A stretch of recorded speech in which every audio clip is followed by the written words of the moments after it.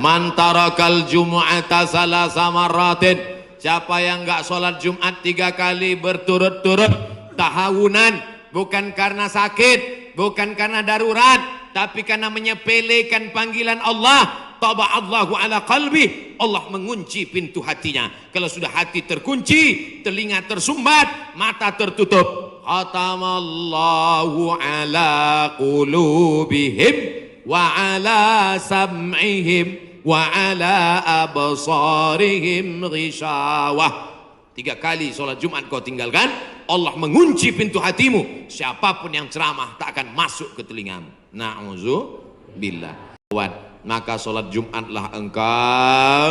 Siapa yang datang hari Jumat saat yang pertama seperti berkurban seekor onta, datang pada saat yang kedua seperti berkurban seekor lembu, datang saat ketiga seperti berkurban seekor kambing, datang saat keempat seperti berkurban seekor ayam, datang saat kelima seperti berkurban sebutir telur ayam.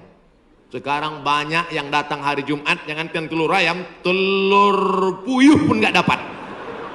Datangnya kapan? Ketika khotib sudah naik ke atas mimbar, jamaah Jumat yang dimuliakan Allah, baru dia datang. Terlambat, udah terlambat sholat sunat lagi. Allahu Akbar. Pakai baju kaos tertulis, emang masalah buat lo. Orang kalau taubat itu malu sama dosa-dosa masa lalu, bukan bangga. Ini banyak juga orang udah taubat. Ustaz Somad, saya ini baru hijrah. Dulu semua saya minum, semua narkotika saya pakai. Ente taubat apa sombong? Orang taubat mengenang dosa itu melelehkan air mata, nangis. 75 tahun. Ada juga bukan bangga.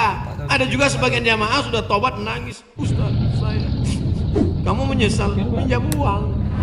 Sembayang. Kenapa hati ini masih keras, Ustaz?